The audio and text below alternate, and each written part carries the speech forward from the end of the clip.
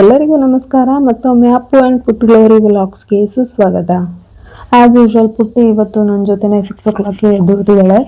ಈಗ ಫಸ್ಟ್ ಎದ್ದ ತಕ್ಷಣ ಅವಳು ಕೇಳೋದು ಹಾಲನ್ನು ಕಾಯಿಸ್ಕೊಟ್ಟಿದ್ದಾಯಿತು. ಈಗ ನನಗೆ ನಮ್ಮ ಹಸ್ಬೆಂಡ್ಗೆ ಬಿಸಿನೀರು ಮತ್ತು ಕಾಫಿನ ರೆಡಿ ಮಾಡ್ಕೊತಾ ಇದ್ದೀನಿ. ಪಪ್ಪಿ ಕೊಡೋದಕ್ಕೆ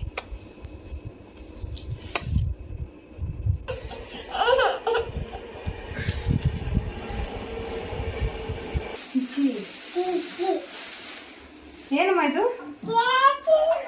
ಚೀಚಿನ ಚೀಚಿ ತಿಂತೀಯಾ? ಚೀಚಿ ಅಡುಗೆ ಮಾಡ್ತಿದ್ಯಾ? ಹೌದಾ, ಮಾಡು. ಅಮ್ಮ ನಂಗೆ ಕೊಡಮ್ಮ.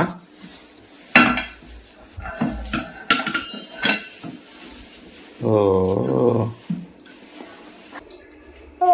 6 7 8 9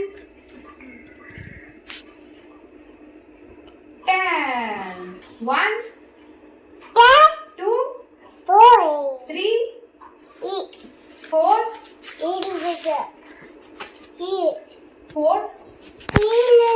ಅಲ್ಲೈತಾ?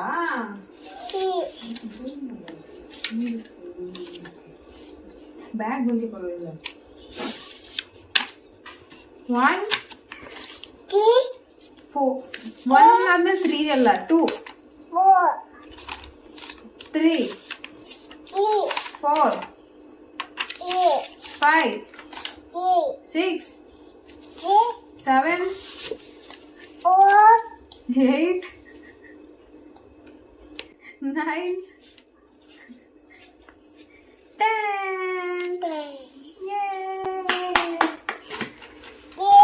B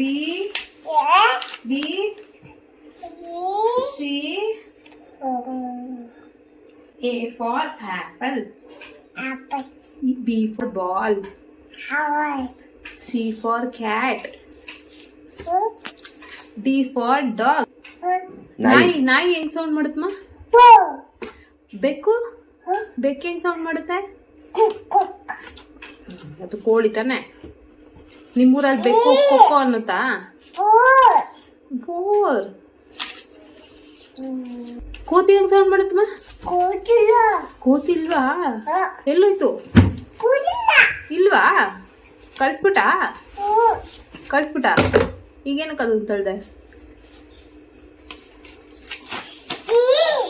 ಅವಳಿಗೆ ಅದೇ ಕಂಫರ್ಟಬಲ್ ಆಗಿದೆ. 3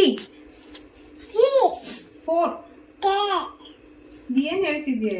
10 3 10 ಮಿಕ್ಕಿದಲ್ಲ ನಿಮ್ ತಾತ ಹೇಳ್ತಾರಾ? ಇವತ್ತು ಪುಟ್ಟಿ ತುಂಬಾನೇ ಆಕ್ಟಿವ್ ಇದ್ಲು. ಸೊ ತುಂಬಾ ಮಾತಾಡ್ತಾನೆ ಇದ್ಲು ಬೆಳಗ್ಗೆಯಿಂದಾನೆ. ಈಗ ನೆಕ್ಸ್ಟ್ ನನ್ನ ಆಸ್ ಯೂಶುವಲ್ ಡೇ ಸ್ಟಾರ್ಟ್ ಆಗ್ತಿದೆ. ಸೊ ಗಂಜಿ ಪ್ರಿಪೇರ್ ಮಾಡ್ತಾ ಇದ್ದೀನಿ. ಸೊ ಅಡುಗೆಗೆ ಈಗ ಪೂರಿ ಮತ್ತು ಕುರ್ಮಾ ಮಾಡೋಣ ಅಂತ ಪ್ಲ್ಯಾನ್ ಮಾಡ್ಕೊಂಡಿದ್ದೆ. ಸೊ ಯಾಕಂದರೆ ನನ್ನ ಮಗನಿಗೆ ತುಂಬಾ ಇಷ್ಟ. ಚಪಾತಿ ಮಾಡಿದಾಗೆಲ್ಲ ಕೇಳ್ತಿರ್ತಾನೆ ಪೂರಿ ಮಾಡಿಕೊಡು ಅಂತ. ಅದಕ್ಕೆ ಒಂದು ಕಡೆ ಎಲ್ಲ ಪ್ರಿಪೇರ್ ಮಾಡ್ಕೊತಾ ಇದ್ದೆ. ಸೊ ಕಾಯಿ ತುರ್ಕೊತಿದ್ದೆ. ಆವಾಗ ಮೇಡಮ್ ಅವ್ರು ಬಂದು ಕೇಳ್ತಾನೆ ಇದ್ರು ಕಾಯಿ ಕೊಡಿ ತಿನ್ನೋದಕ್ಕೆ ಅಂತ. ಯಾವಾಗಲೂ ಅಡುಗೆ ಸ್ಟಾರ್ಟ್ ಆಗೋಕ್ಕಿಂತ ಮುಂಚೆನೇ ರಂಗೋಲಿನ ಕಂಪ್ಲೀಟ್ ಮಾಡ್ಕೊಂಡ್ಬಿಡ್ತಿದ್ದೆ. ಬಟ್ ಇವತ್ತು ಸೊ ಇವಳಿದ್ದಿ ಆಟಾಡ್ತಿದ್ಲು, ಮಾತಾಡ್ತಿದ್ಲು. ಅದನ್ನೆಲ್ಲ ನೋಡಿಕೊಂಡು ರಂಗೋಲಿನ ಅಡುಗೆ ಆದಮೇಲೆ ಇಟ್ಕೊಳ್ಳೋಣ ಅಂತ ನಾನೀಗ ಫಸ್ಟು ಅಡುಗೆನ ಸ್ಟಾರ್ಟ್ ಮಾಡಿಕೊಂಡೆ. ಈಗ ನಾನಿವತ್ತು ಬೀಟ್ರೋಟ್ ಹಾಕ್ಬಿಟ್ಟು ಕುರ್ಮಾ ಮಾಡಿದ್ದೀನಿ. ಇದು ಬೀಟ್ರೋಟ್ ಕುರ್ಮಾನು ರೆಡಿ ಆಯಿತು. ಯಾಕಂದರೆ ಹೊರಗಡೆ ಎಲ್ಲ ಕ್ಲೀನ್ ಮಾಡಿ ಬರೋಷ್ಟರಲ್ಲಿ ತುಂಬ ಲೇಟ್ ಆಗಿಬಿಡುತ್ತೆ. ಅದಕ್ಕೆ ಪೂರಿನೂ ಮಾಡ್ಕೊಂಡ್ಬಿಟ್ಟೆ. ಯಾಕಂದರೆ ನಮ್ಮ ಮನೆಯವ್ರಿಗೆ ಬಾಕ್ಸು ಸಹ ಪ್ರಿಪೇರ್ ಮಾಡಬೇಕಿತ್ತಲ್ವ. ಸಿಂಪಲ್ಲಾಗಿ ಬೀಟ್ರೋಟ್ ಕುರ್ಮಾ ಮಾಡಿದ್ದೀನಿ. ಯಾರಿಗಾದ್ರೂ ರೆಸಿಪಿ ಬೇಕಂದರೆ ಪ್ಲೀಸ್ ಕಮೆಂಟ್ ಮಾಡಿ. ಇನ್ನೊಂದು ವ್ಲಾಗಲ್ಲಿ ನಾನು ಕಂಪ್ಲೀಟ್ ರೆಸಿಪಿನ ಶೇರ್ ಮಾಡ್ತೀನಿ.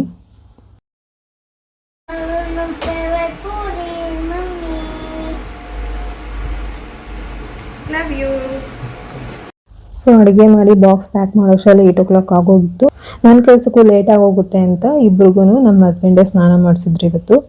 ಅವ್ರಿಗೂ ರೆಡಿ ಮಾಡಿದ್ಮೇಲೆ ರಂಗೋಲಿ ಹಾಕಿ ನಾನು ಸ್ನಾನ ಮಾಡಿಕೊಂಡು ಸೊ ಪೂಜೆನೂ ಮಾಡಿ ಈಗ ಕೆಲಸಕ್ಕೆ ಹೊರಡ್ತಾ ಇದ್ದೀವಿ. ಇವತ್ತಂತೂ ತುಂಬಾ ಬಿಸಿಲಿತ್ತು. ಮಾರ್ನಿಂಗ್ 10 o'clockಗೆ ತುಂಬಾ ಬಿಸಿಲಾಗ್ಬಿಟ್ಟಿತ್ತು. ನನ್ನ ಮಕ್ಕಳನ್ನ ಬಿಟ್ಟು ಕೆಲಸಕ್ಕೆ ಹೋಗೋಷ್ಟರಲ್ಲಿ ಆಲ್ಮೋಸ್ಟ್ 10:30 ಆಗೋಗಿತ್ತು. ಅವ್ರನ್ನ ಕೆಲ್ಸಕ್ಕೆ ಬಿಟ್ಟು ನಾನು ನೆಕ್ಸ್ಟ್ ಕೆಲಸ ಎಲ್ಲ ಮುಗಿಸ್ಕೊಂಡು ರಿಟರ್ನ್ ಬರೋಷ್ಟರಲ್ಲಿ ಸೊ 2:30 ಏನೋ ಆಗಿತ್ತು. ಬರೋವಾಗ ನನ್ನ ಗಾಡಿ ಪಂಚರ್ ಆಗಿಬಿಟ್ಟಿತ್ತು. ಸೊ ಮಿಡಲ್ ಕ್ಲಾಸ್ ಲೈಫೇ ಇಷ್ಟೇ ಅಲ್ವಾ, ನಾವೇನೋ ಅನ್ಕೊತೀವಿ ಆ ದಿನ ಏನೇನೋ ಆಗಿರುತ್ತೆ. ಸೊ ಇಬ್ಬರನ್ನೂ ಇಟ್ಕೊಂಡು ನನಗಂತೂ ಮ್ಯಾನೇಜ್ ಮಾಡೋಕ್ಕಾಗಲಿಲ್ಲ. ಸೊ ಅದಕ್ಕೆ ನಮ್ಮ ಮನೆಯವ್ರನ್ನೂ ಕರೆಸ್ಕೊಂಡೆ. ಸೊ ಈಗ ಪಂಚರು ರೆಡಿ ಮಾಡ್ತಾ ಇದ್ದಾರೆ. ಒಂದು ಗೊತ್ತಾಗಲ್ಲ, ಪ್ರಾಬ್ಲಮ್ನ ನಾವು ಹುಡ್ಕೊಂಡು ಹೋಗ್ತಿದ್ವು ಅಥವಾ ನಮ್ಮನ್ನ ಪ್ರಾಬ್ಲಮ್ಸ್ ಹುಡ್ಕೊಂಡು ಬರ್ತಿರುತ್ತೋ ಗೊತ್ತಾಗಲ್ಲ. ನಾನು ಕಾಲ್ ಮಾಡಿದಾಗ ಪಾಪ ಅವ್ರು ಊಟನೂ ಮಾಡಿರಲಿಲ್ಲ, ಹಾಗೇ ಬಂದಿದ್ರು. ಸೊ ಅವ್ರಿಗೆ ಊಟನೂ ಮಾಡ್ಕೊಳ್ಳೋಣ ಅಂತ ಒಂದು ಕಡೆ ಊಟನೂ ಮಾಡ್ಕೊತಾ ಇದ್ವಿ.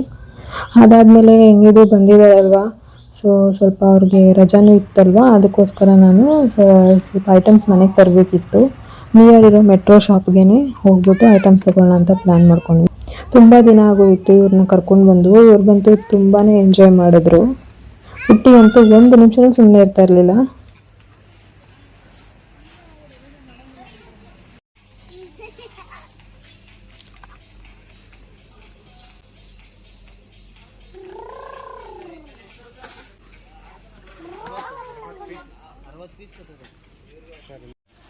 ಎಲ್ಲೈತು ಮಮ್ಮಿ?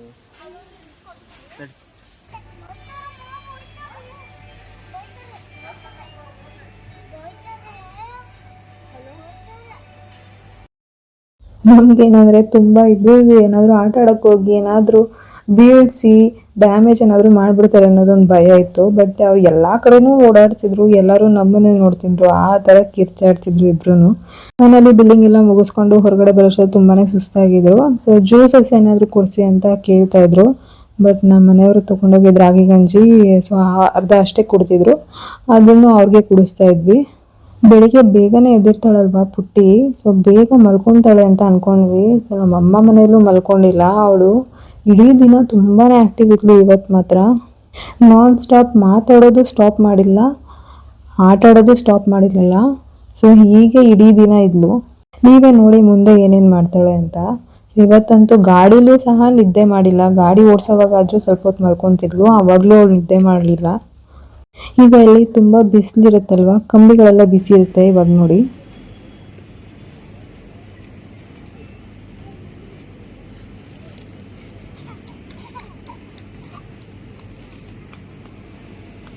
ಕೈ ಸುಟ್ಬಿಟ್ಟಿದೆ ಒಳಗೆ, ಅದಕ್ಕೆ ಓಡ್ ಬಂದ್ಬಿಟ್ಲು.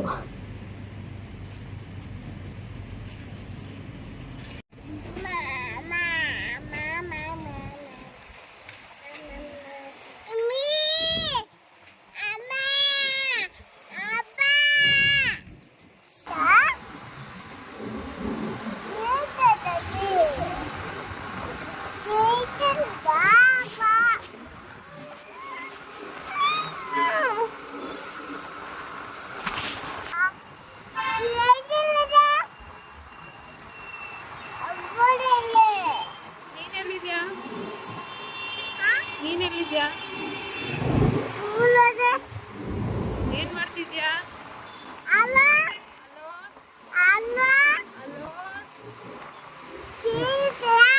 ಚೀಚಿ ತಿಂದಿಲ್ಲಮ್ಮ. ನೀನ್ ತಿಂದ ಚೀಚಿ? ಚೀಚಿ ತಿಂದ?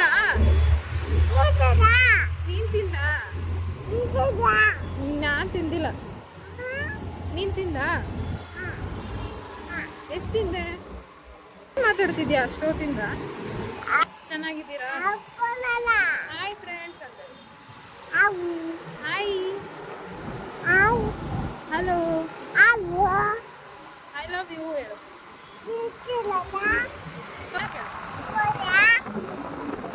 ಆಯ್ತಾ?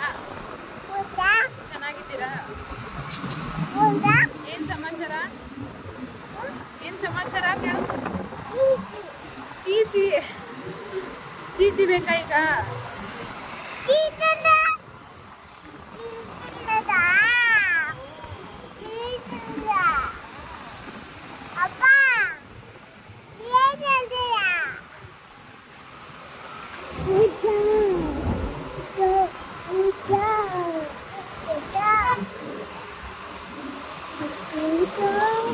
ಅಪ್ಪು ಏನು ಮಾಡ್ತಾನ? ಅಪ್ಪು ಅಲ್ಲೋಡು.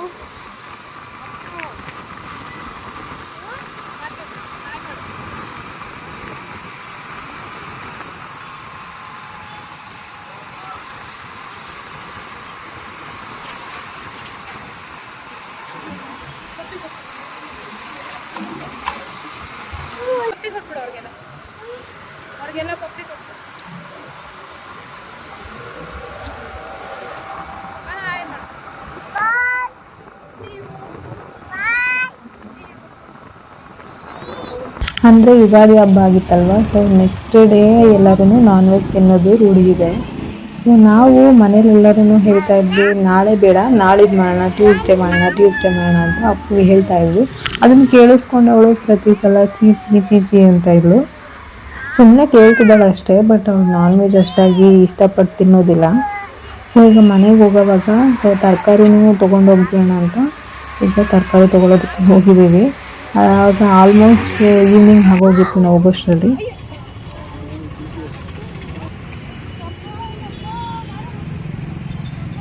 ಎಲ್ಲಿ ಬಂದರೂ ಇವಳದೊಂದು ಅಟೆನ್ಷನ್ ಎಲ್ಲರ ಹತ್ರದಿಂದನೂ ಇದ್ದೇ ಇರುತ್ತೆ, ಏನಾದರೂ ಒಂದು ಮಾಡ್ತಾನೆ ಇರ್ತಾಳೆ.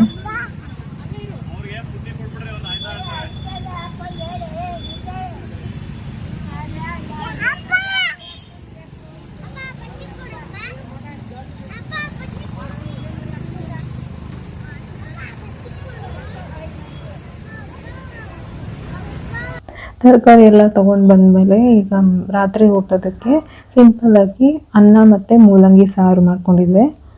ಆದರೂ ಪುಟ್ಟಿ ಇಡೀ ದಿನ ಇಷ್ಟೊಂದು ಆ್ಯಕ್ಟಿವ್ ಆಗಿರಲಿಲ್ಲ, ಇವತ್ತೇ ಇಷ್ಟೊಂದು ಆ್ಯಕ್ಟಿವ್ ಆಗಿರೋದು. ಅಂದರೆ ಅವಳು ಮದುವೆಯಲ್ಲಿ ರೆಸ್ಟ್ ಮಾಡ್ತಿದ್ಳು, ಇವತ್ತು ನಾನ್ ಸ್ಟಾಪ್ ರೆಸ್ಟ್ ಇಲ್ದಿರ ಆಟಾಡಿದ್ದಾಳೆ, ಓಡಾಡಿದ್ದಾಳೆ, ಮಾತಾಡಿದ್ದಾಳೆ, ನಿದ್ದೆನೂ ಮಾಡಿಲ್ಲ. ಅದೇ ನನಗೆ ಭಯ ಆಗ್ತಿತ್ತು, ಯಾಕಂದರೆ ಯೂಶಲಿ ಈ ಥರ ಆಗಿದ್ದ ದಿನ ನೆಕ್ಸ್ಟ್ ಡೇ ಅವಳಿಗೆ ಹುಷಾರು ತಪ್ಪಿಡ್ತಾಳೆ. ಅಂದರೆ ಜ್ವರ ಬರೋದು, ಲೈಟಾಗಿ ಫೀವರ್ ಇರೋದು ಅಥವಾ ಸುಸ್ತಾಗಿರೋದು ಏನಾದರೂ ಒಂದಿರುತ್ತೆ. ಸೊ ಅದಕ್ಕೆ ಭಯ ಇತ್ತಷ್ಟೇ. ಸೊ ಗಾಡ್ ಗ್ರೇಸ್ ಏನೂ ಆಗಬಾರ್ದು ಅಂತ ಬೇಡ್ಕೊತೀನಿ. ಲೈಫಲ್ಲಿ ಸಣ್ಣ ಪುಟ್ಟ ಪ್ರಾಬ್ಲಮ್ಸ್ ಇದ್ದೇ ಇರುತ್ತೆ, ಸೊ ಫೇಸ್ ಮಾಡೋದೇ ಜೀವನ ಅಲ್ವಾ. ಸೊ ಇದಾಗಿತ್ತು ಇವತ್ತು ಸಿಂಪಲ್ ಶಾಪಿಂಗ್ ಡೇ. ನಿಮಗೆ ಈ ವಿಡಿಯೋ ಇಷ್ಟ ಆಗಿದರೆ ದಯವಿಟ್ಟು ಲೈಕ್ ಮಾಡಿ, ನಿಮ್ಮ ಫ್ರೆಂಡ್ಸ್ ಆ್ಯಂಡ್ ಫ್ಯಾಮಿಲಿಗೆ ಶೇರ್ ಮಾಡಿ. ಮತ್ತು ಇನ್ನೂ ಯಾರ್ಯಾರು ನನ್ನ ಚಾನಲ್ನ ಅಂದರೆ ಅಪ್ಪು ಆ್ಯಂಡ್ ಪುಟ್ಟಗೋರಿ ಬ್ಲಾಗ್ಸ್ನ ಸಬ್ಸ್ಕ್ರೈಬ್ ಮಾಡಿಲ್ಲ, ದಯವಿಟ್ಟು ಸಬ್ಸ್ಕ್ರೈಬ್ ಮಾಡ್ಕೊಳ್ಳಿ. ಧನ್ಯವಾದ.